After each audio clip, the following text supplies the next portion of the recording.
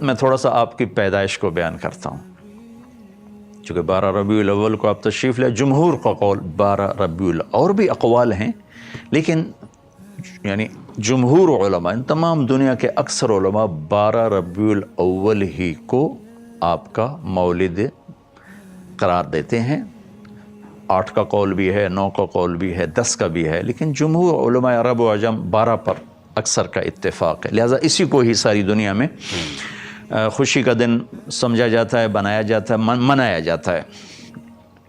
تو میں چونکہ اکثر سفر میں ہوتا ہوں، یہ بہت عرصے کے بعد پہلا موقع میں پاکستان میں ہوں، ورنہ 12 ربیع الاول مختلف ملکوں میں آئی، ہر جگہ اللہ کے فضل سے لوگوں کو دیکھا، بڑے ذوق شوق سے آپ کی یاد میں مختلف طرح سے لوگ اس خوشی کا اظہار کرتے ہیں۔ تو پیر کی رات، پیر کی صبح ہو، 12 ربیع الاول، اصحاب فیل کا واقعہ کو 6 ماہ ہو چکے ہیں، 22 اپریل 571 عیسوی، اور صبح کے 4:20۔ یہ 4:20 میں اس لیے کہتا ہوں کہ 22 اپریل کو مکہ میں صبح صادق کو 4:20-22 پر ہوتی ہے۔ پہلے سے اعلان ہو رہے ہیں کہ ہمارے نبی آ رہے ہیں، من انفسکم، قبیلہ قریش میں سے آ رہے ہیں، اور سب سے اعلیٰ خاندان ہاشم میں سے آ رہے ہیں۔ تو آپ کے پاس اس وقت شفا بنت اسود، یہ عبد الرحمن بن عوف رضی اللہ تعالیٰ عنہ کی والدہ ہیں، یہ بطور دایا کے، لیڈی ڈاکٹر کے، حضرت آمنہ کے ساتھی، آمنہ بنت وہب، جو بنو زہرہ میں سے ہیں۔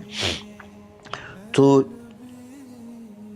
آپ کی پیدائش صبح صادق کے وقت ہے، آپ پیدا ہوئے، سارا کمرہ خوشبو سے بھر گیا، اور آپ کی جو لیڈی ڈاکٹر ہیں شفا بنت اسود، وہ بھی بعد میں ایمان لائیں رضی اللہ تعالیٰ عنہ۔ وہ حیران ہو کے دیکھ رہیں کہ جب آپ دنیا میں تشریف لائے تو آپ کے جسم پر کسی قسم کا کوئی نشان نہیں تھا۔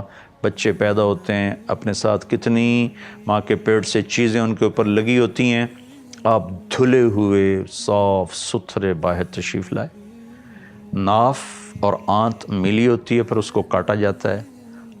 ولد مختونا مقطوع السرہ، آپ کی ناف کٹی ہوئی تھی، آپ کا ختنہ ماں کے پیٹ سے ہوا تھا۔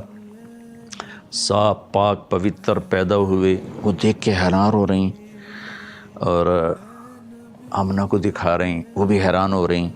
تو ماں کے پہلو میں لٹایا، تو جو ہی پیچھے ہٹیں تو آپ نے کروٹ بدلی، پورے سجدے میں گئے، فل سجدہ کیا لمبا۔ ماں بھی ڈر گئی، دائی بھی ڈر گئی۔ پھر اس کے بعد دونوں ہاتھ کا سہارا لے کر یوں پوری چھاتی اوپر اٹھائی، اور الٹے ہاتھ کا سہارا لے کر سیدھا ہاتھ اٹھا کر شہادت کی انگلی کو آسمان کی طرف بلند کیا، تو ایک دم نور ہی نور پھیل گیا چاروں طرف۔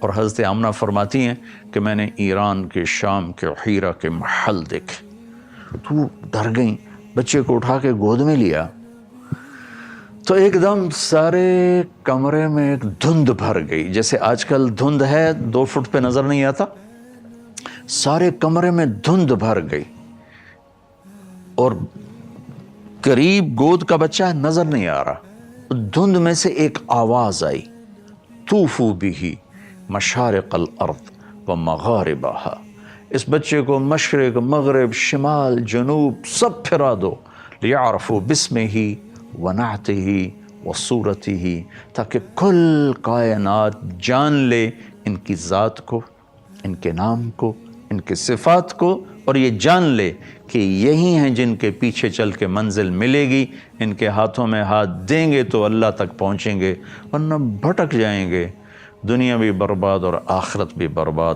وآتوہ خلق آدم، انہیں آدم کے اخلاق دو، ومعرفت شیث، اور شیث کی معرفت دو، وشجاعت نوح، اور نوح کی معرفت دو، وخلت ابراہیم، ابراہیم کی دوستی دو، واستسلام اسماعیل، اسماعیل کی قربانی دو، وفصاحت صالح، صالح کی فصاحت دو، وحکمت لوط، اور لوط کی حکمت دو، وبشرا ورضا اسحاق، اسحاق کی رضا دو، و بشرا یعقوب، اور یعقوب کی بشارت دو، و جمال یوسف، یوسف کا خوبصورت حسن و جمال دو، و شدت موسیٰ، یوسف کا جمال دو، موسیٰ کا جلال دو، و طاعت یونس، یونس کی طاعت دو، و لحن داود، داود کی شیریں زبان دو، و قلب ایوب، ایوب کا دل دو، و عصمت یحییٰ، اور یحییٰ کی پاک دامنی دو، و زہد عیسیٰ،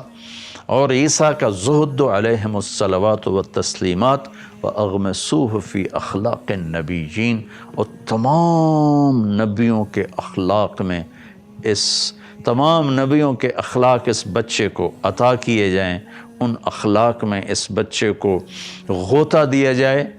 یہ آواز آئی اور ایک دم بادل چھٹا، تو حضرت آمنہ فرماتی میں نے دیکھا میرے بچے کا چہرہ 14ویں رات کے چاند کی طرح چمک رہا تھا، یہ آپ کی آمد ہے۔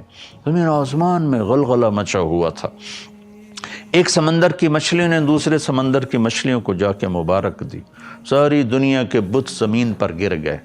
ایران کے لوگ آگ کی پوجا کرتے تھے، تو 1000 سال سے ایران میں آگ کے پجاریوں کا راج تھا، تو 1000 سال سے آگ مسلسل جل رہی تھی، اس میں اود کی لکڑی ڈالی جاتی تھی اور اگر کی لکڑی اور ڈالی جاتی تھی، ایک دم آگ بجھ گئی۔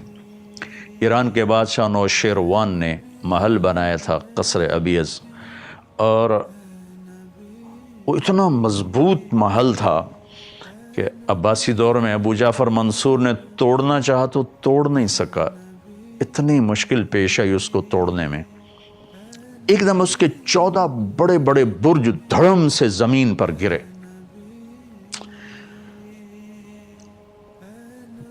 اور مکے میں ایک یہودی آیا ہوا تھا تجارت کے لیے، اس نے صبح صبح شور مچایا، او بھائی آج کسی قریشی کا بیٹا پیدا ہوا ہے؟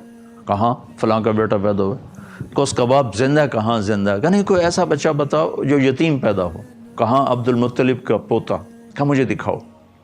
تو جب آپ کو لایا، آپ کے چہرے پہ نظر پڑی، تو اس نے پیچھے کمر سے کپڑا ہٹا کے دیکھا تو مہر نبوت، تو اس کی چیخ نکلی کہ ویل لبنی اسرائیل، ہلاک ہو گئے بنو اسرائیل، لقد خرجت النبوۃ منہا، آج نبوت اسرائیل کی اولاد سے نکل گئی، بنو اسرائیل سے نکل گئی۔ لقد رحتم بہا یا معشر قریش، اے قریش تمہیں مبارک ہو، یہ نبوت تمہارے گھر میں آ گئی۔ کائنات میں غلغلہ مچ گیا، سمندر کی مچھلیاں مبارک دے رہیں۔ ایران کا بادشاہ پریشان ہو گیا، اس نے اور اس کے وہ پجاری نے آ کر کہا جی آگ بجھ گئی، ادھر 14 برج گر گئے۔ انہوں نے کہا یہ کیا ہوا؟ تو اس نے ہیرا کے بادشاہ کو پیغام بھیجا کہ کوئی آسمانی کتابوں کا عالم بھیجو۔ تو انہوں نے ہیرا کے پادری عیسائی پادری عبد المسیح کو بھیجا۔ اس نے بات سنی، کہا جی میرا علم اتنا نہیں، میرا ایک ماموں ہے شام میں رہتا ہے، میں اس سے پوچھتا ہوں۔ اس کا نام تھا سطیع۔ شام پہنچے، وہ اس وقت نزع کی حالت میں تھے، تو انہوں نے اس کو ہلا کر وہ کہ سطیع میں آپ کا بھانجا عبد المسیح آیا ہوں۔ ان کی آنکھ کھلی، دیکھا، ان کے بتائے بغیر فرمایا ہاں تو اس لیے آیا ہے جئت تسأل عن خمود النیران وارتجاس الایوان، تو یہ پوچھنے آیا ہے نا کہ وہ 1000 سالہ آگ بجھ گئی اور وہ 14 برج گر گئے؟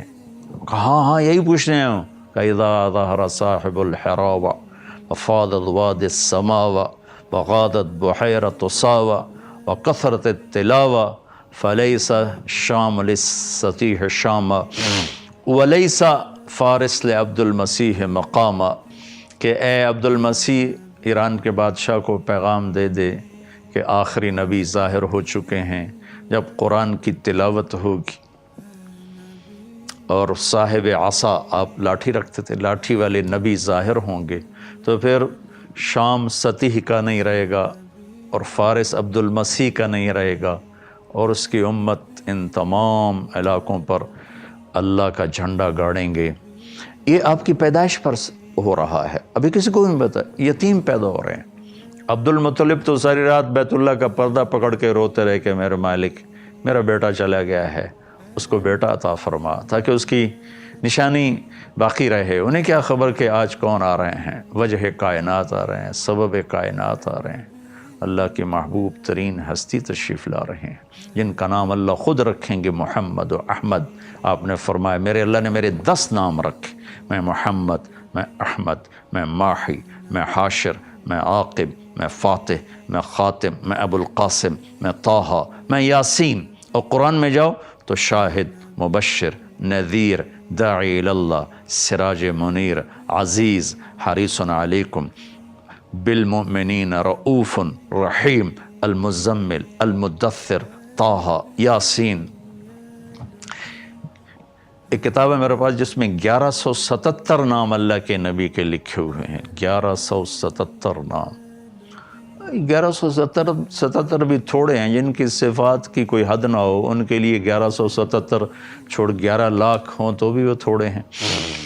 تو یہ تو وہ ہیں جو علماء نے جمع کیے مختلف جگہوں سے، پھر پرانی کتابوں سے اور مختلف اس کے مصادر مآخذ سے. تو من انفسکم کو بتا رہا ہوں، من انفسکم، ایسے پیدائش میں ایسے غیبی نظام، ہستی میں ایسے غیبی نظام، ذات میں ایسے غیبی نظام، اخلاق ایسے عالی شان، ذات ایسی عالی شان. اور ختم نبوت کا تاج سر پہ سجایا، اخلاق عالی، سخاوت عالی، محبت عالی، درگزر عالی.